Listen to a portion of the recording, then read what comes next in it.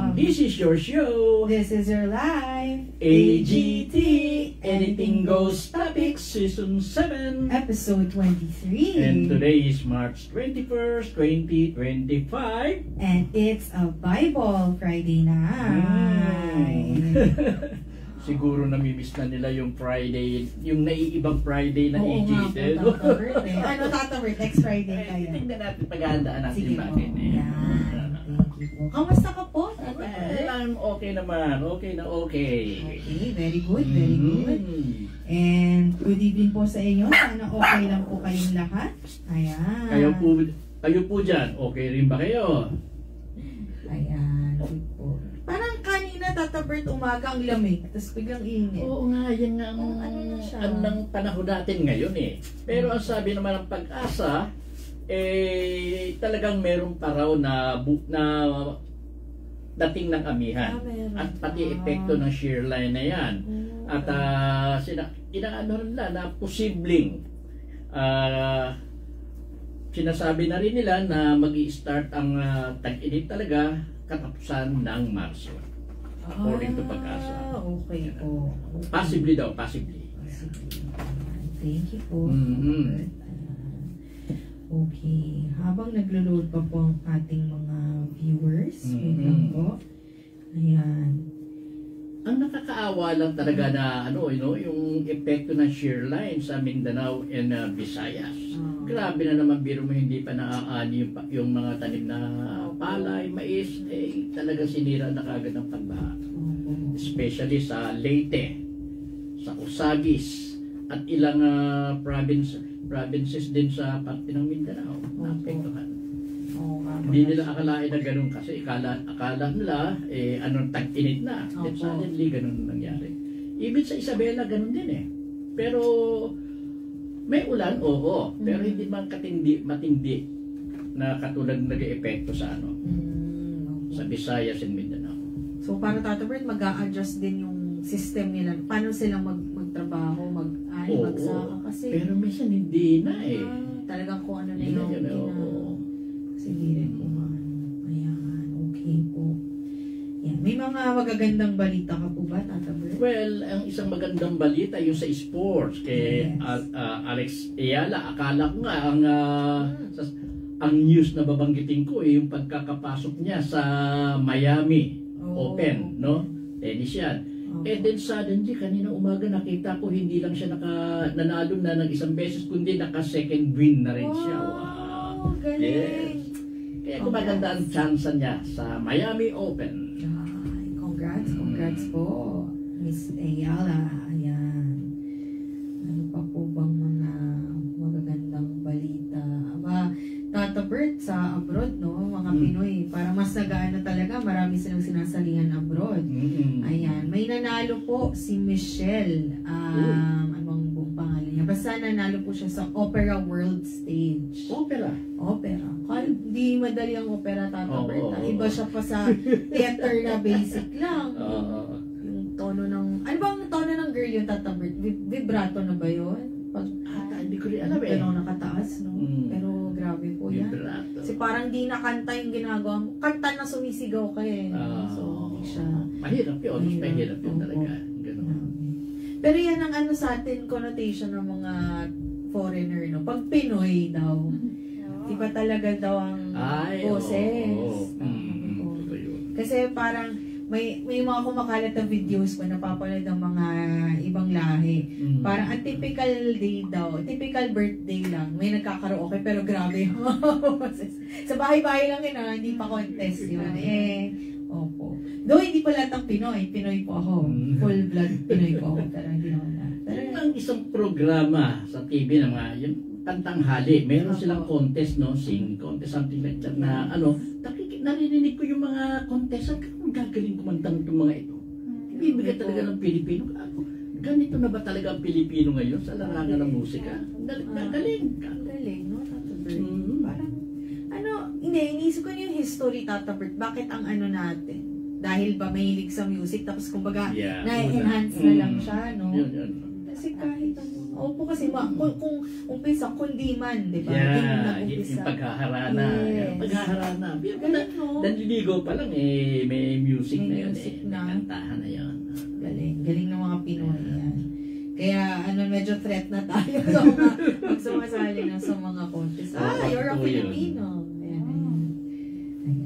Kahit na sa yung America Got Talent, pag ang Pilipino talagang sila Opo.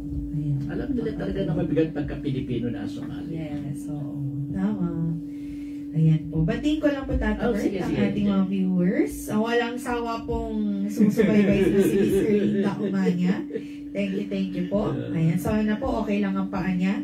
Ayan. si Ate Connie Magnaye po. Hi, Connie. Hello, Ate Connie. Tita Helen Tolentino. Helen, hi. Mamita is watching. Hello, Mamita. Ate Irene. Hello ba? Ang babata ng mga ating viewers. Ayan. Okay po. Ano pa po ba ang mga natin? Walang ibang news nang matatawag na pwede nating puro politika Puro. Ayoko naman ng puro ganun. Opo, tama naman, Tata Bert. Kasi hanggang pa yan, hanggang May pa. Ayan. Okay, Game 4 na sa PBA. Ayun. Pero parang kumukonti na po talaga viewers ng PBA, Tata Bert. Kahit na ako hindi ka na po na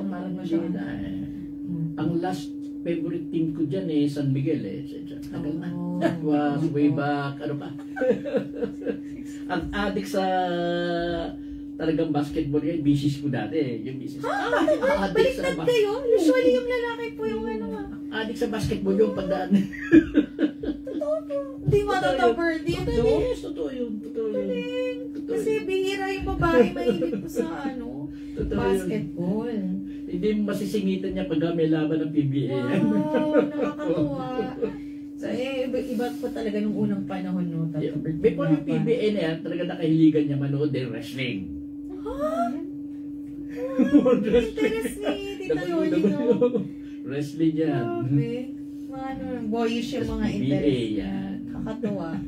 Yan. Tapos ikaw, Tata Bert, ikaw yung nanonood ng Hindi, wrestling mahilig ako. Kala ko, makeup. Nagkabaliktad Kakatuwa, galing. Ay, kwento ko bumabili. Sa isang hotel ako, nag-meeting kami kasama mga boss ko. Tapos, text ako kay ate. Sabi ko, ate, ang gwapo ni Alvin Patrimonio talaga in person, kahit matanda na.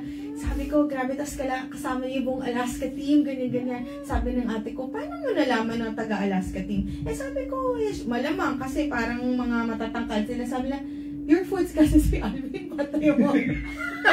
Kaya pala, sarcastic siya. Sabi niya, galing mo nalaman mo mga galing Alaska, yung mga pure foods pala siya. Ang yabang ko Guwapo, nakasama yung mga taga-Alaska. Sorry po, di ko po naabutan masyado. Si Vince, he's on. I-on ko na lang po din yung data. Ayan po. Ayan. Pagtatakbuhan noon mabilis ako tumakbo noon. Ang galing, High school. Kaya pala wala lang sa'yo naglakad ka from Lopez. Kaya kami nagugulat. Kasi may ganun po talaga. Yung kunwari matagal ka nang naglalakad, tumatakbo. Hahanapin daw po talaga ng katawan mo. Nung nagkaroon kami ng office sa, nakatira kami sa May Del Monte Avenue. Tapos may office kami sa Cubao yan. Nilalakad ko yan. Saan po yung Del Monte, Tata Bert? Malapit sa Caloocan. Wow. Sa cemetery. Wow. Kasi malapit na roon yung 1 block na lang away from doon sa cemetery. Lalakad yan. Grabe. Hanggang Cubao. Grabe talaga. Papunta, pabalik. Ibang klase. Kaya very healthy ka, Tata Bert, kahit siguro nga. Hindi, to be honest, hindi siya mukhang kung anong edad po niisip nyo. Lagi ko sila kinokompliment ng Miss Linda. Nung nag-umpisa akong 11 years old dito, kung ano yung kita ko sa kanila, ganun pa rin itsura nila. Kasi masayahin tao. Pero yun nga, healthy kasi nag-exercise. So, wag sana mawala yan, kahit medyo may edad na. Totoo naman. Maglakad-lakad. Ayan po. Kahit na may kasama ako na mabagal-bagal maglakad dyan, napipilitan. At least, Ayan. Good yun. Good yun. May stopover. Paano yung stopover? Di kainan din. Ay, kala ko. Restaurant. Hinahapo na po. Ayan. Ano pa po iba yung ginagawang pinagpapawisan kayo? Malayo lang. Yung tsaka chess. Ang ano ko lang. Wow, chess. Chess. At least both physical tsaka mind, ano ka pala doon? Na-exercise mo. Kasi chess, diba kailangan ng ano? Ayan. Tingnan po natin kung makapag-brisk din po yung kasama mo nang naapakan siya kanina. Isang giganteng babae. Ayan. Okay po. Sige po. Wala na po ba, Tata Bert? Wala na ako nakuha. Na-collect ang mga news item. Ayan. Nag-comment si Mama, parang Pure Foods hotdog lang. Ang dami ko pong, very quick lang po, dami kong anecdote sa mga nakakatawa. So, dati yung work ko po, katabi na isang grocery, sa Shopwise, sa Sukat. So, pinabili ako ni Mama ng hotdog. Nakalimutan ko nung pinabili siya na Pure Foods po ata. So, nagpapabili siya ng Tender Juicy. So, hanap ako ng hanap. Sabi ko, ate, nakailang hanap na po ako dito. Wala pong Pure Foods, Tender Juicy lang yun nandito. Nagagalit ako. Sabi, ma, Tender Juicy, Pure Foods po. Isa lang mala. Ang dami kong ganyan. Tapos nag-order ako sa Jollibee. Nag-order ako sa Jollibee. Sabi ko, pabili nga po ng apple pie. Sabi niya, ma, hindi po available apple pie. Sabi ko, kung hindi available, dapat papaskill nyo dyan na not available. Ay, McDo pala yung apple pie. Peach mango pie. Yung sa diba, ang daming ganyan. Oh, sorry po sa mga. Iba-iba na yung brand kasi. Yung KD Meals sa McDo, Happy Meals, Jollibee, no pagpapalit. Ay, ako yung mga nakakatawa. Yun lang. Para very good vibes po tayo bago tayo magbasa ng Biblia. Ayan po, sa mga bagong dating po, nagbabasa po kami Biblia. Nasa Kawikaan na po kami, or Proverbs. Malapit na po. Malapit-lapit na namin matapos ni Anje ang Kawikaan. Thank you, Lord. Ayan po. So, pagbasa mula sa libro ng mga Kawikaan, chapter 29. Ang taong ayaw magbago ay hindi maliligtas. Ang hindi makinig ng payo ay mapapahamak. Oo naman.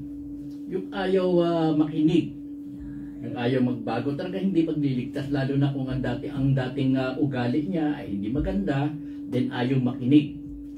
Pinapayo ay makinig, ayaw magbago, talaga hindi maliligtas patungo sa hindi magandang kahihinatnan. Ang hindi makinig ng payo ay mapapahamak. Yun na rin yun. Kapag matuwid ang namamahala, bayan ay nagsasaya. Ngunit, tumatangis ang bayan kung ang pinuno ay masama. Siyempre naman. Basta maayos, no? Matuwid ang pamamalakad ng isang namumuno sa kanyang nasasakupan. Masaya talaga ang kanyang mga nasasakupan na yan. Pero, kung ang isang namumuno ay masama, hanggat maaari nga sana yung mga nasasakupan niya na yan, yung mga mamamayan dyan, kung pwede nga lang, ayaw lumapit sa kanya. Ganun naman yung natin. Iba talaga pag mabuti ang isang namumuno. Ang nagpapahalaga sa karunungan ay nagbibigay galak sa magulang, ngunit ang nakikisama sa patutot ay nagwawaldas ng kayamanan. Alam mo ibig sabihin ng patutot? Prostitute. Okay. Ang nagpapahalaga sa karunungan ay nagbibigay galak sa magulang, syempre naman, karangalan ng isang magulang. Pag ang isang anak marunong, alam niya ang tama't mali. Ngunit ang nakikisama sa patutot ay nagwawaldas ng kayamanan. Pwede. Ang totoo naman. Nagbabayad kanyan Kasi kumbaga hindi naman yung pang basic need yung pinagsasayangan mo po ng pera. Parang ganun. Ang kaharian ay matatag kung ang hari makatarungan. Ngunit ito'y mawawasak kung sa salapi siya'y gahaman. Siyempre. Yun din yung kanina halos sa parehas yan.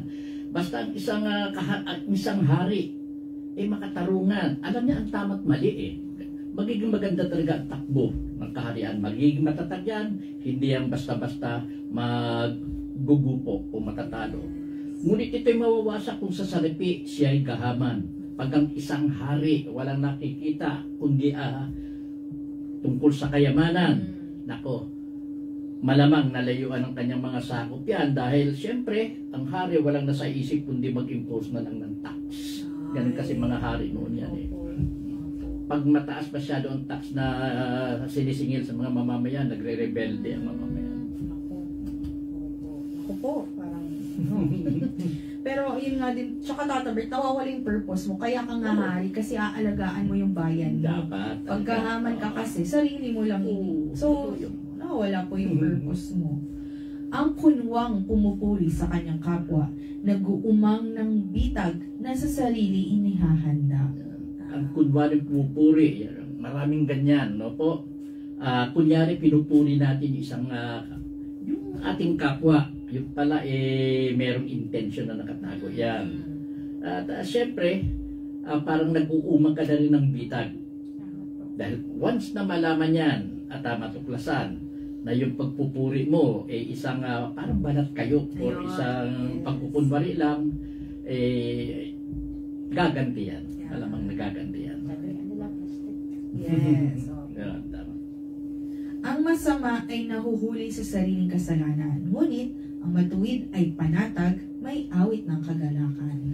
Ang isang matuwid na tao, walang iniisip niya na problema. Napakagaang ng buhay niya, kaya pakanta-kanta na lang yan. Pero ang isang masama, makikita mo yung kasalanan niya sa kanyang kilos, sa kanyang pag-uugali. Tsaka minsan tatabert sa mukha, nagre-reflect. Hindi naman. Diba? Totoo naman. Kinikilala ng matuwid ang karapatan ng mahirap. Ngunit ito'y baliwala sa mga taong swapa. Yun na nga ang kagandahan sa isang taong matuwid eh. Alam niya kung ano ang kalagayan ng mahirap. Kung may karapatan ng mahirap, talagang inaayunan din niya. Pero kung sa mga taong swapang, baliwala yan. Basta ang gusto nila sila ang gumanaan siya ng guminaan. Kumita ng kumita. Yes. Hindi naitindi ang katayuan ng mahihirap. Ang buong bayan ay ginugulo ng palalo. Ngunit ang galit ay pinapawi ng taong matino. Yeah. Pag may taong palalo talaga, hindi titino o magulo ang isang lugar.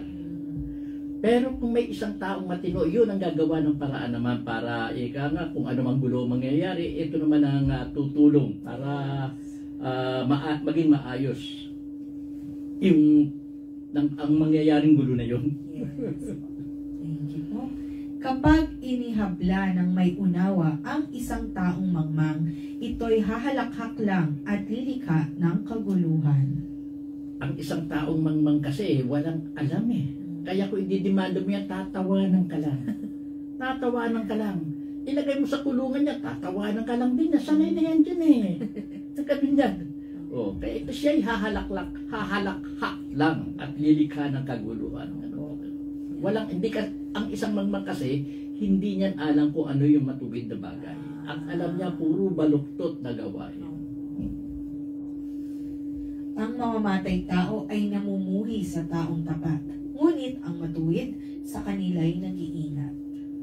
Ang mamamatay tao ay namumuhi sa taong tapat. Oo. Pag ang isang tao tapat, no? Yung mamamatay ka, namumuhi talaga dyan. At yung mga tao na matuwid, mag-iingat yan, tsaka nag-iingat. Kung magalit ang mangmang ay walang pakundangan, ngunit ang matalino'y nagpipigil na ang galit niya. Matalino'y nagpipigil na ang galit niya'y mahalata. Ang isang mangmang kasi, walang pakundangan yan. Sige lang ng sige yan. Talagang magulo yan eh. Ngunit ang matalino nagpipigil na ang galit niya'y mahalata. At least ang isang matalino kasi, marunong kumontrol sa galit niya. Hindi katulad ng isang mangmang, ay nako, basta galit siya. Kasi hold kung sinong kaharap niya. Naapektuhan ng galit niya na yon. Pero ang isang matalino, napipigil niya ang galit niya. Lahat ko ng gagawin niya, pinag-iisipan. Totoo, ganun din. Kapag nakinig ang hari sa kasinungalingan, lahat ng lingkod niya ay mabubuyo sa kasamaan. Mawawala na sa lugar ng paghahari ng isang hari kung ang pakikinggan niya ay kasinungalingan. Maapektuhan pati yung mga naglilingkod sa kanya. Pati yun, baka ika ay mabuyo na rin sa ganung magiging ugali ng hari. Magkapareho sa iisang bagay ang mahirap at maniniil. Si Yahweh ang may bigay ng kanilang paningin. Magkapareho sa iisang bagay ang mahirap at maniniil. Ang mahirap at maniniil, yung maniniil yung nanggigipit eh. Si Yahweh ang may bigay ng kanilang paningin. Yes, si Yahweh rin talaga. Dahil si Yahweh ang nag-create sa tao, kaya yung kanilang mga mata si Yahweh ang may bigay dyan. Kanilang paningin. Ang problema lang, kung ano yung titignan nila. Nandito na sa isang mahirap o sa maniniil na. Kung ang pagtingin ng hari ay pantay-pantay, magiging matatag magpakilanman ang kanyang kaharian. Siyempre, pag ang isang hari walang pinipili, lahat ng kanyang sakop, lahat ng kanyang tauhan, ang tingin niya ay parehas lang. Magiging maganda yung paghahari niya. At magiging pangmatagalan yung uri ng paghahari niya. Saka hindi sila mahirapan makipag-usap, magsabi nung anong kailangan baguhin. Disiplina at pangaral, hatid ay karunungan. Ngunit ang batang suwail sa magulang ay kahihiyan. Maganda talaga na pinaiiral ang disiplina at yung pangaral. Matututo kasi ang tao pag meron yan. Pero kung ang bata, isang suwail, ay nako, mapapahi ang magulang dyan. Hanggat maaari kasi talaga, hindi nila maipagmalaki ang kanilang anak. Kapag masama ang namamahala, naglipa na ang karahasan. Ngunit, masasaksihan ng matuwid ang kanilang kapahamakan. Kapag masama ang namamahala, naglipa na ang karahasan. Totoo yan. Ngunit, masasaksihan ng matuwid ang kanilang kapahamakan. Ang matuwid kasi, alam naman niya ang tama at mali. So, hindi siya papanig pag may karahasang nangyayari. Hindi siya papanig doon sa gumagawa ng karahasan. So, kung matuwid kang tao, alam mo na may masamang nangyayari. Oo, totoo. Yes. Ang anak mo'y busugin ng pangaral. At pagdating ng araw, siya'y iyong karangalan. Kaganda ng ganyan, no, na ang isang anak pinapangaralan ng gusto. Ang paglaki niya, natulungan ng magandang pangaral yan. May ipagmamalaki ng magulang ang anak na yan. Ang bansang walang patnubay ng Diyos ay puno ng kaguluhan. Ngunit mapalad ang taong sumusunod sa kautusan. Ang bansang walang patnubay ng Diyos ay puno ng kaguluhan. Oo naman. Maraming bansa talaga, no, na hindi naniniwala sa Diyos. Yes. Pero tignan mo kung anong uri ng pamahalaan meron sila. Yeah. Magulo. Pero, ngunit mapalad ang tao. Kahit ang isang tao lang pag sumusunod sa utos yan, nagiging matino. Ang mga nasasakupan niya. Kasi kung good example po, syempre. Pagpamatakbo. Naalala ko lang, Tatabert, mabilis lang, di ba? Yung merong mga bagyo, may mga baha, ganyan. Pero, kumbaga may mga milagrong nakikita yung mga tao. Tapos pag binalikan mo, ito yung mga bansang naniniwala. Yeah. Diba? May mga ganon, di ba po? Ang utusan ay di matututo kung ito lang ay pagsasabihan. Pagkat di niya susundin, kahit ito ay maunawaan. Ang utusan ay di matututo kung ito lang ay pagsasabihan. Kinakailangan magpwersahan? Kung pagsasabihan lang, pagkat di niya susundin kahit ito ay maunawaan. Di matututo kung ito lang ay pagsasabihan. Ang utusan, ano kailangan dyan? Kung magsasabihan, aksyonan? O ano? Pilitan na talaga. Opo. Ganun lang siguro ibig sabihin niya. Opo. Kasi Tata Bert, yung pag-utusan, kung ano lang sinabi. Pero pag hindi mo naintindihan, hindi rin siya papasok na, kailangan ganit. Kung baga tuturuan mo talaga siya. Parang baka ganit. Kulang sa unawa. Oo, kulang sa unawa. Leksyon. Yes, or leksyon. Opo. Yan. Mabuti nang di hamak ang hangal kaysa taong ang sinasabi hindi na pinag-iisipan. Mahirap kasi pag ang isang tao, ang sinasabi ng isang tao hindi pinag-iisipan.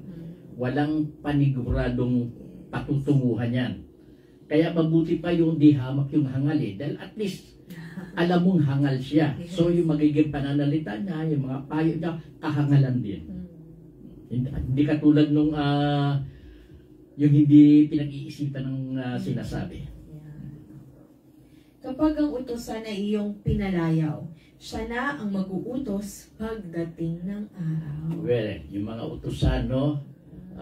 Okay lang na bigyan mo ng magandang sitwasyon sa yung tahanan. Huwag sobra-sobra. Huwag sobra-sobra. Yung tama lang. Dahil baka dumating ang pagkakataon na siya na ang amo mo eh. Matalo ka na. Oo, matalo ka. May mga tao kasi na nagdedepende ng gusto sa utusan. Meron ganun eh. Kaya dumarating ang panahon na ika nga alam na sa kanya ka dumidepende, gagawa ng paraan niya na baka ikaw na susunod sa kanya eh.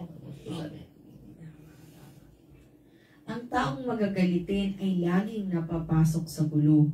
Laging nakikipag-away dahil sa init ng ulo. Totoo yan. Pag magagalitin ng isang tao, laging napapasok sa gulo yan.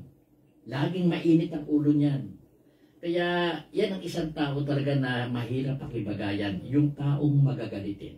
Kahit na pinapayuhan mo na, nangangatwiran pa rin yan ng pagalit eh. Oo, nangangatwiran pa rin ng pagalit yan eh.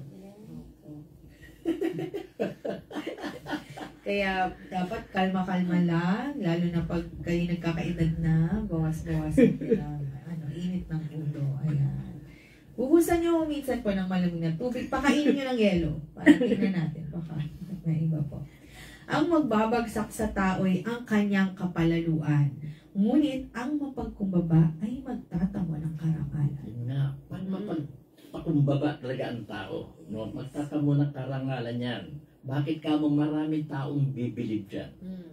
Hindi katulad nung palalong tao.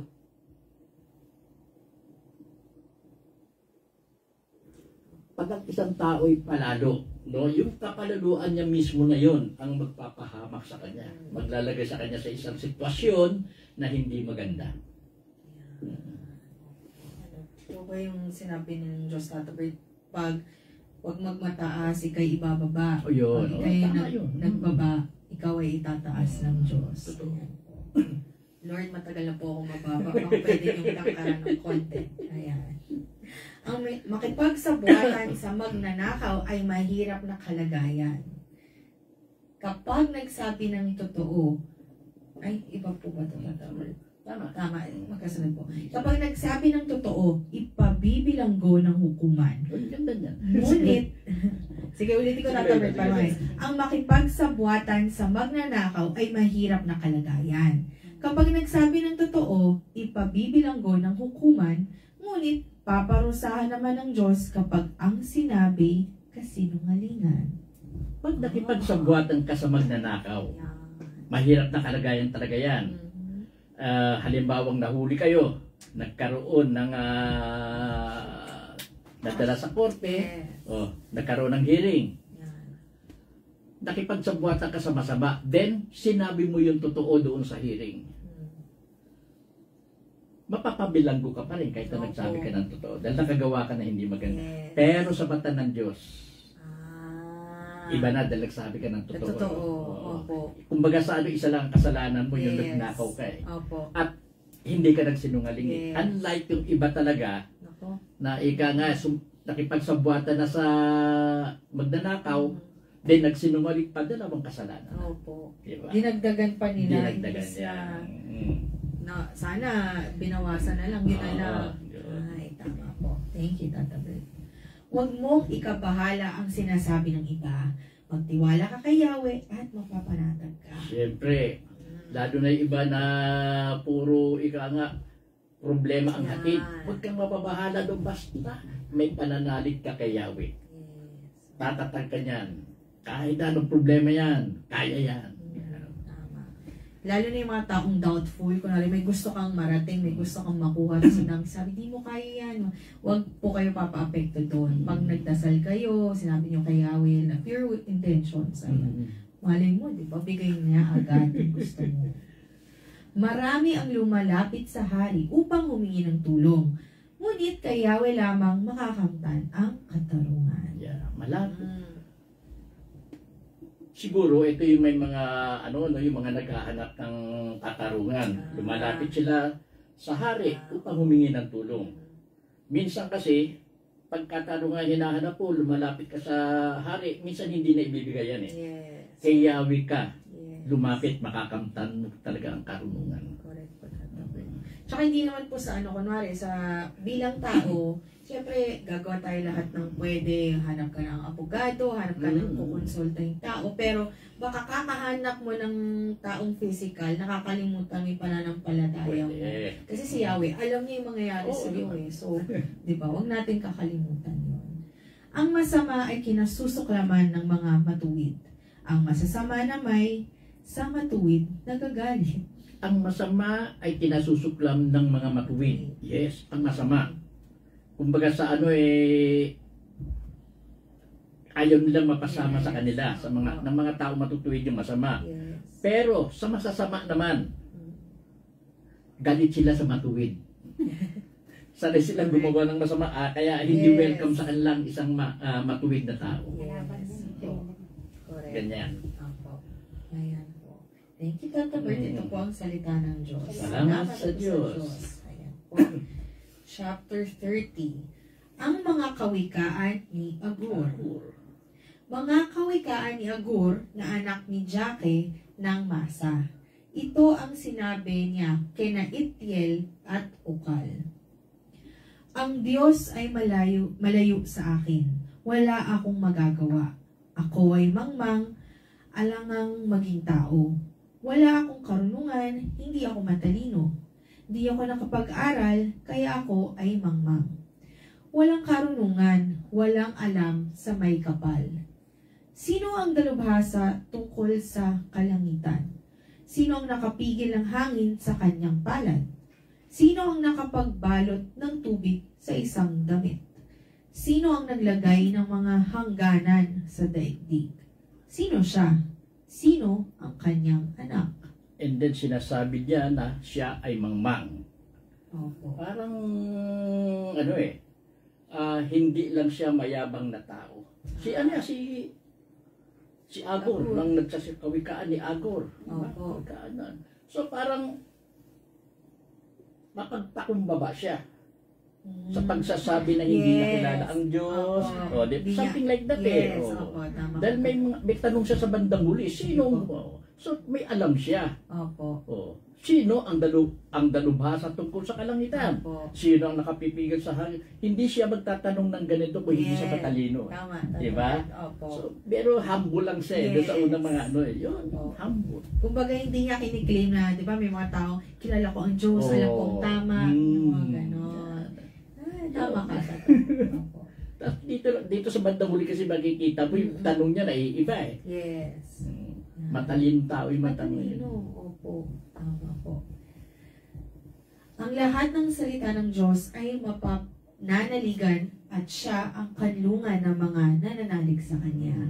Huwag mong daragdagan ang Kanyang salita sapagkat pagsasabihan Kanya bilang isang sinungaling. Oo. Ang kasi mga salita ng Diyos talaga, maraming umaasa dyan. Maraming nakasandal dyan. Huwag kang magdadagdag sa aral ng Diyos, no? Yung iba kasi nagdadagdag eh, para pumabor sa gusto nila. Ang daming ganyan ngayon yung mga relihiyon.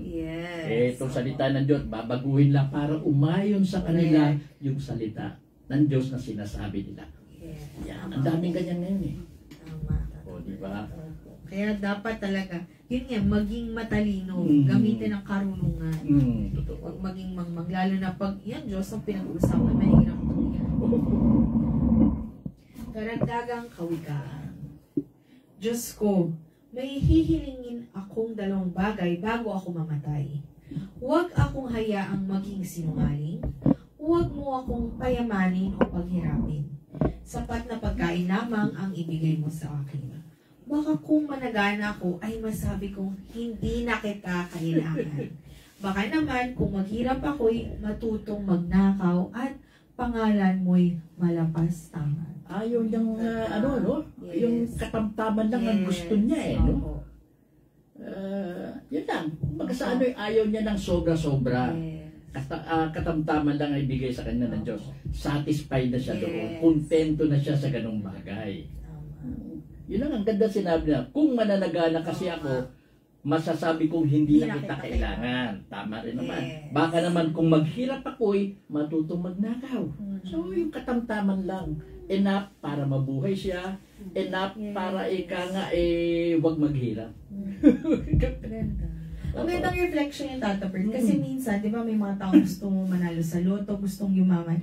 Baka kasi kaya pala hindi binibigay kasi pag nangyari yun, alam ng Diyos na ko, pag binigay ko ito, makakalimutan na niya ako. Ganun talaga. No? Totoo yun. Opo. Or minsan, kaya may mga pagsubok ka, kaya nangyayari yan, bukod sa naging desisyon mo or consequence ng desisyon mo, para bumalik ka sa Kanya kasi nawala ka. Yes, diba? Yes, so, parang lahat po ng nangyayari, good or bad, meron talagang dahilan kung ba't siya nangyayari. At nagre-revolve siya sa Diyos tsaka sa kapwa. Ang alipin ay huwag mong sisiraan sa kanyang amo. Baka isumpa ka niya at pagbayarin sa ginawa mo. Huwag kang maninira. Kahit na, huwag kang maninira kahit na alipin. Huwag mong sisiraan yan. May kumbaga sa may balik yan na hindi maganda.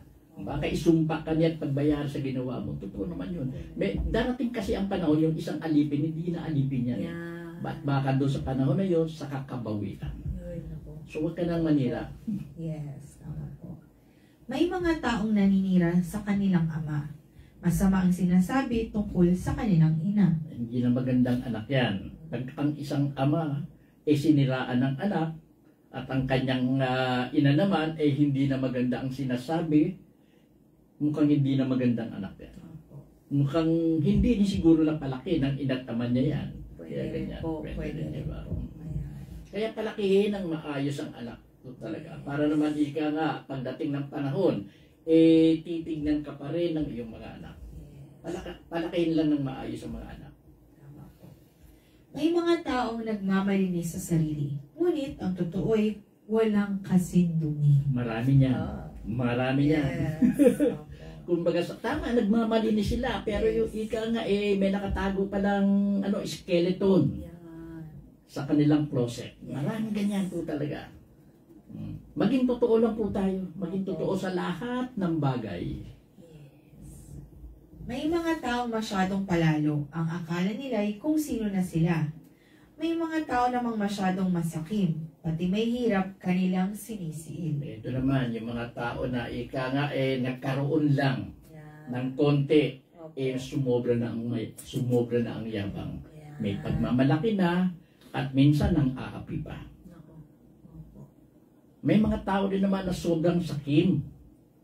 Na sa sobrang gusto ng pera or whatever na pati yung mga nasa ibaba pinahihirapan nila. Huwag naman sana ganun, no? Huwag naman sana.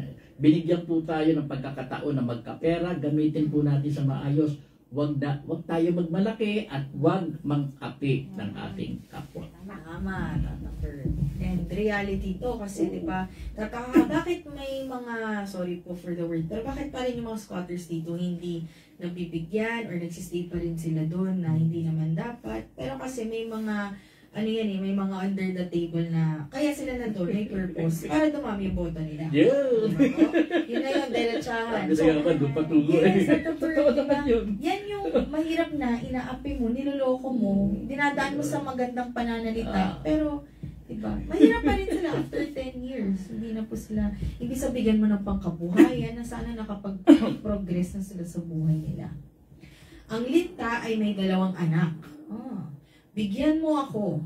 Bigyan mo ako. Ang lagi nilang hiling. Ay, ayan po ang linta po kasi, yan ang taong walang satisfaction. Yes. Kung ano meron na siya, gusto niya, kabig pa ng kabig. Yeah. Bigyan mo ko niyan, bigyan mo ko. Meron, marami na siya, yes. Pero bigyan mo ko niyan, bigyan mo ko niyan. Yun ang ano niyan. Yeah. Puro pakabig. Yeah. Ayaw gumawa ng patulak naman ayaw. Kaya linta ang tawag dyan eh. Linta, hidhid, swapang, ganid. Yan. May 4 na bagay na kailan may di masiyahan. Ang libingan, ang babaeng walang anak, ang lupang tuyo na laging nais matigmak, at ang apoy na naglalagabla. 4 na bagay na kailan may di masiyahan. Totoo naman ang libingan. Dahil ang libingan mismo lungkot yan.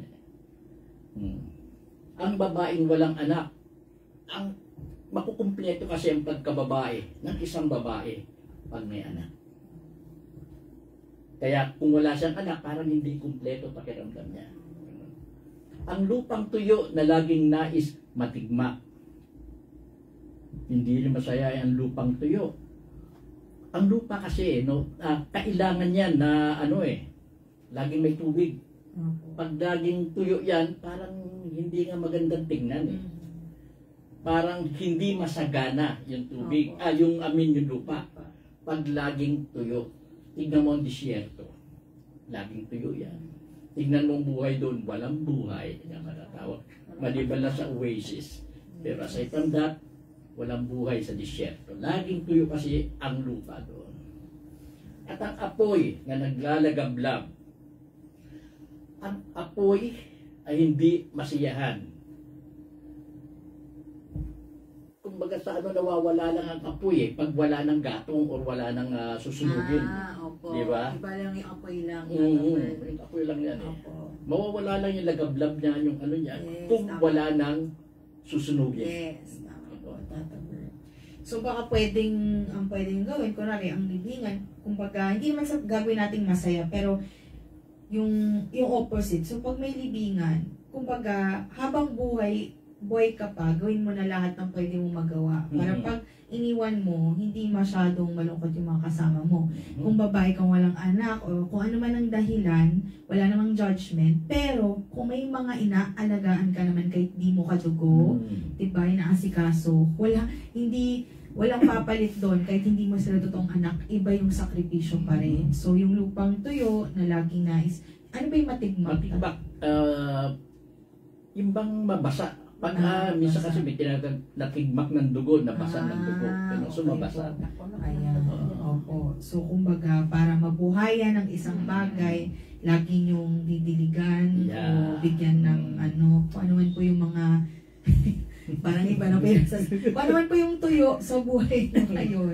Pwede kasing yan, pwede siyang aral, gusto mong mag-aral, yung hungry ka na may ma-achieve, ganyan. O sa trabaho, sa mga pamilya. Yung sa apoy, tama po yung sinabi ni Tata Bird. So, kung walang gagatong talaga, hindi siya yung magliliyab na magliliyab. Ayan po. Ang anak na kumukutya sa kanyang ama at laging sumusuway sa salita ng ina, tutukain ng uwak ang kanilang mata at kakainin ng buwitre ang kanilang bangkay. Walang kahinat ng maganda kasi ang hindi sumusunod sa magulang. Instead na pasahin ng magulang, kinukutya pa. Para bang minamasama pa na sila ang magulang niya. Talagang walang kahinat na yung anak na ganun. Yan, tutukain ng uwak ang kanilang mata at kakainin ng buwitre ang kanilang bangkay. Hindi magandang kahinat ng salita. Walang substance yung ginawa mo sa buhay dahil lang sa pagkutya. Kapastangan ka sa magulang eh. Opo. May 4 na bagay na di ko maunawaan. Ang paglipad ng agila sa kalangitan, ang paggapang ng ahas sa ibabaw ng batuhan, ang paglalayag ng barko sa karagatan, at ang babae at lalaking nagmamahalan. Apat na bagay na di maunawaan.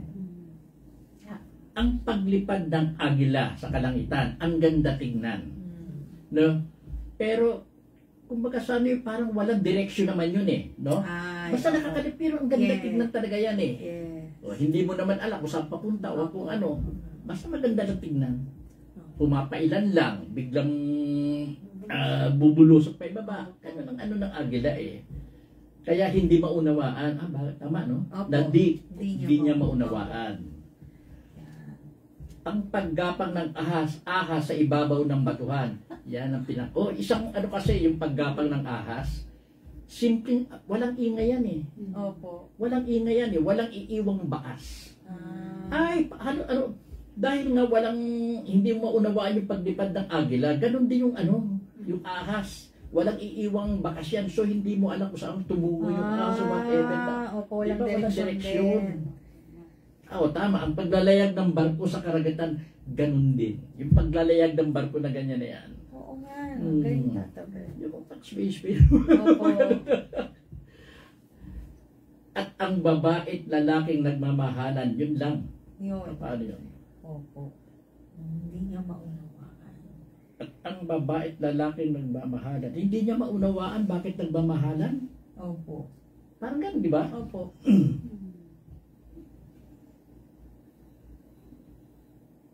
Hindi ba yun na rin nasagot doon, nagmamahalan? Baka kasi... Ang hindi niya maunawaan, bakit nagmamahalan? Opo. Ang gulo. Parang yung hindi niya makuha yung rason kung bakit. Baka yung reason ng... Bakit kaya ginawa ng Diyos yung agila, yung ahas, yung barko sa karagatan. Pinahayaan mong nandun sa karagatan, pero hindi rin nila alam kung ano mangyayari. So baka buhay din tatabert na Pwede. hindi niya maunawaan. Nature, something like that. Oo. Kasi kung ang taong nagmamahalan, wala lagi tinatanong, bakit mo mahal, bakit, or what is love? Di ba minsan hindi nila masagot, di mo rin maintindihan. Pero nangyayari siya. Totoo. Kaya yun. Yan bang walang talino? Si Agor talaga. In short po, siya ang hindi namin maunawaan. Ang mga sinabi po ni Agoy. Pero baka ngayon talaga, parang mapapatawa sa buhay. So anong purpose ko? Ba't ginawa ng Diyos itong mundo? Diba? Oo, totoo. Ano ang purpose ng tao? Bakit nag-i-exist ang tao? Yes. Kaya ganyan. Yan po. Di rin po namin maunawaan. Agoy, huwag ka mag-alala, hindi ka nag-iisip. Kailan ba sinulat to? 2025 na po ngayon. Iwan po natin dyan. Ganito naman ang ginagawa ng asawang nagtataksil. Makikipagtalik, pagkatapos ay magbibihis, saka sasabihin wala siyang ginagawang masama. Uy, talaga, nagtaksil na, nakipagtalik, tapos wala siyang ginagawang masama. Nagsisinungaling. Opo, tama. Yan po yun. Nagsisinungaling. Yan. Ano ang tawag din sa pagtataksil na gano'n yan? Basta ang tataksil? Sinungaling. Opo, Infidelity. Yes. May apat na bagay na yayanig sa daigdig. Ang aliping naging hari, ang isang mangmang nasagana sa pagkain, ang babaeng masungit na nagkaasawa, at ang isang aliping babaeng pumalit sa kanyang amo. Yayanig sa daigdig, ang aliping naging hari. Talagang yayanig sa daigdig yung balita na yan, no? Ang aliping naging hari. Magiging hari ang isang alipin po ang alipin naging pag tinamper ng hari or what or ano. Parang baka pag kasi kumbaga ikaw na hari, nagpatalo ka sa isang alipin. Parang hindi ka matalino kasi hindi mo po na pasunod. Yayanig sa daigdig, Kumbaga bumaliktad lahat ng dapat na yun ang gagawin mo. Parang ika nga yung ganong pangyayari, yung ganong sitwasyon, parang pambihira. Kaya yayanig na bilang isang balita. Opo. Yes. Ang aliping naging hari. Yes. ang isang mangmang na sagana sa pagkain. Ayan. Yun nga. Opo. Mangmang nga supposedly Hindi sasagana. masagan. Oo, Opo. sasagana sa pagkain pa. Yes. Ang babaeng masungit na nagkaasawa. Yun. Oo nga, pag ang babaeng masungit, lalayuan yan ng lalaki. Opo. Tapos nagkaasawa. May Nagkaasawa malaking pa siya. balita nga naman yan. Ayan, Opo. yan sa daigdig. Tama. At ang isang aliping babaeng pumalit sa kanyang amo. Baka sino pa nung natatabert ang babae, di ba? Hindi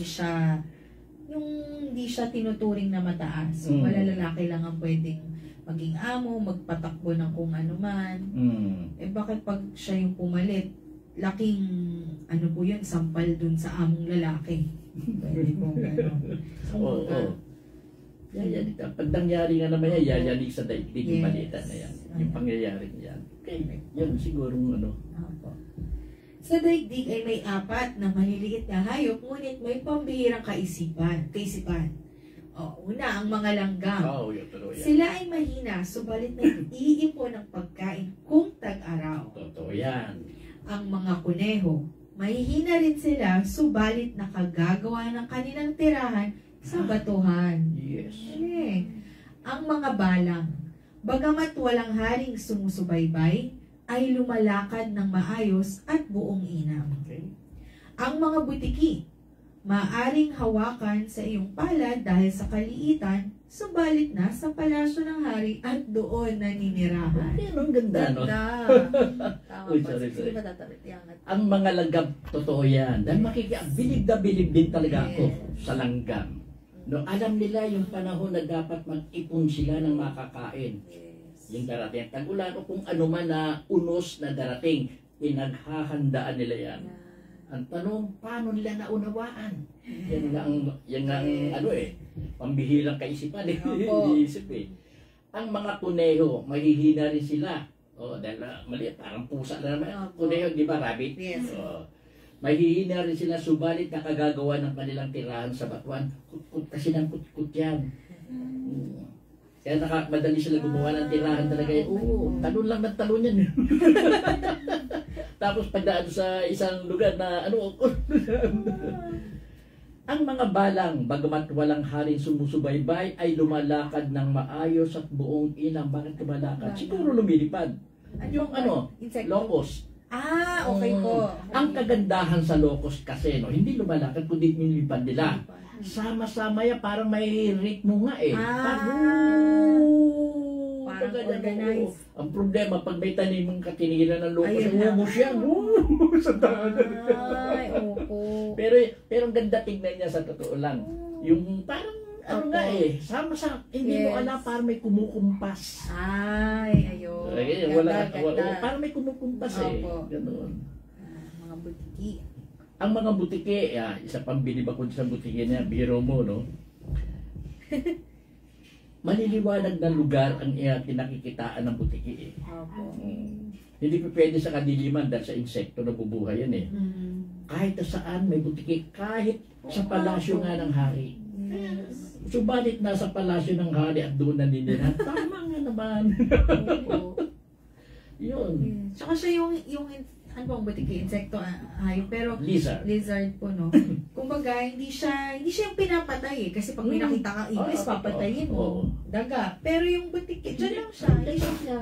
Hindi na talaga. Kahit yung hari, hindi maiinis sa kanya. Totoo. Kahit sa palasyo, ang galing, no? Galing mo pala isipan nito. Pero kung hindi natin tatabert, bilang tao, isipin natin, itong 4 na ito, hayop sila at maliliit sila. Pero kung i-compare mo sa ating mga tao na gawa ng Diyos sa kanyang, ano po tawag sa kanyang wangis. Tayo yung may utak.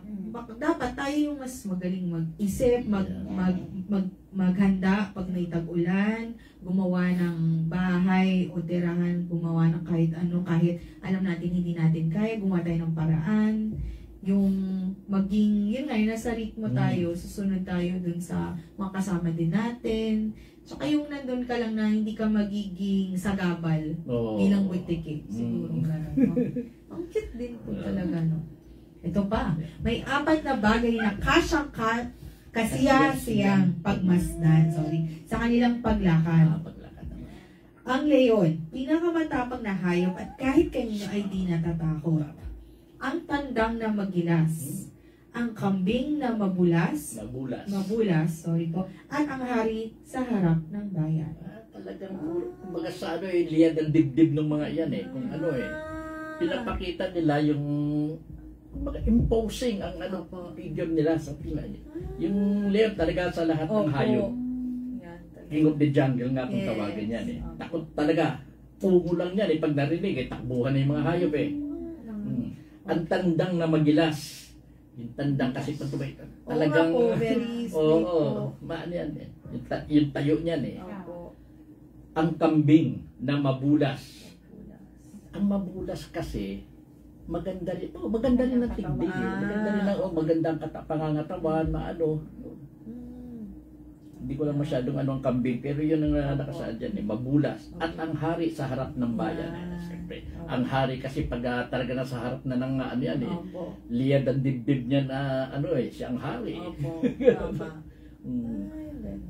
Sa kanilang paglakad pamasdan, maganda ang lakad ng mga iyan talaga. Very confident at yun, tama yung word na yun, confident. Yes, and credible, mga ganyan. Kung sa kahangalan mo'y naging palalo ka at nagbalak ng masama, mag-isip-isip ka. Batihin mo ang gatas at may mantikilya ka. Suntukin mo ang ilong ng iyong kapwa at dudugo ng sagana. Guluhin mo ang iba at mapapaaway ka. Kung sa kahangalan mo'y naging palalo ka at nagbalak ng masama, mag-isip-isip ka. Tama naman yun, no?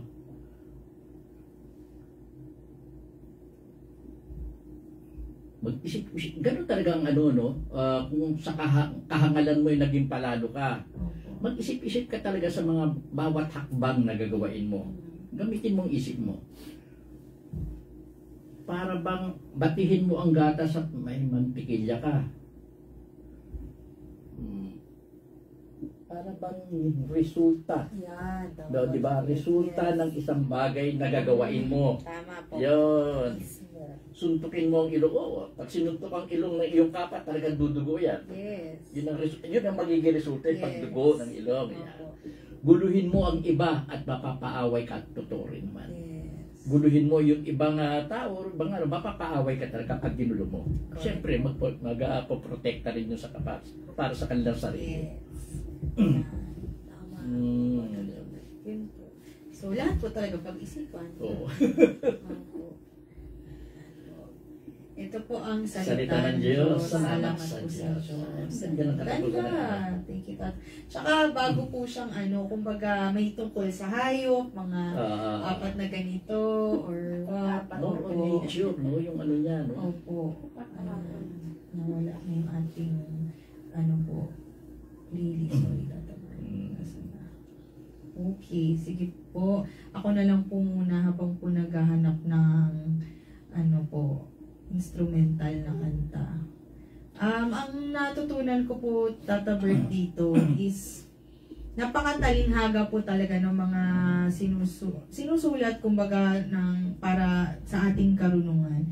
Kumbaga hindi naman sinulat lahat yan. Though yung iba mahirap unawaan sa una, pero kaya yan nandyan para meron tayong pupuntahan o may gabay. Kasi may Proverbs parang saying po siya talaga, di ba? So, dito natuwa ako kasi ang dami niyang binigay na example na kahit sa hayop. So, kumbaga, pwede rin natin compare sarili natin sa mga hayop na ganito dahil kung kaya nilang gawin, mas kaya natin bilang tao dahil tayo yung binigyan ng utak, ng puso, na makakapag-desisyon na magpakatino ka ba o magpakamagmang. Ayun lamang po. Dito nga, nagandahan ako doon sa huling yung kawikaan ni Agor na iyan. No? Pero may pagiging humble niya. Hindi raw nakilala ang Diyos, hindi siya matalino, hindi siya nakapag-aral. Then kung titignan mo yung mga sinasabi niya, hindi po yun pangungusap o hindi po yun mga salita ng isang walang alam. Meron po, kita mo, napakalawig ng kanyang kaalaman sa nature at sa iba pang mga bagay. Very, yung observant siya sa mga bagay-bagay. So, hindi siya totoong walang alam. Matalino siya. Ika nga napaka mapagpakumbaba lang itong si Agor na ito. At ganyan po ang gusto ng Diyos sa totoo lang.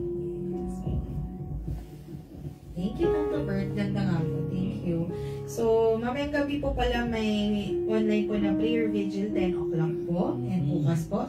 And bukas po, Saturday, well, 129 lecture po. Bago yung healing talaga. Sana masubaybayan nyo po. At marami namang nagsasabi na maganda naman daw at meron silang naunawa. Salamat po sa mga tao na gano'n ang naging komento. Lalo po kasi akong sinisipan. At nagsasaliksik para naman may paliwanag ng gusto. Yung kung ano yung pinapaliwanag na verso. O nga po pala, may dagdag ko na lang. Natapos na po yung 12 ibinigay sa akin ni Senyor na siyang magiging subject ng lecture, no? At mag-start po bukas yung 7 palabras. Mas pinili ko po yan dahil magmamahal na araw po kasi. Para naman magka-idea tayo doon sa huling salitang binigkas ni Jesus. Thank you, Tata Bert. Good job po talaga sa lecture. Thank you po. God bless.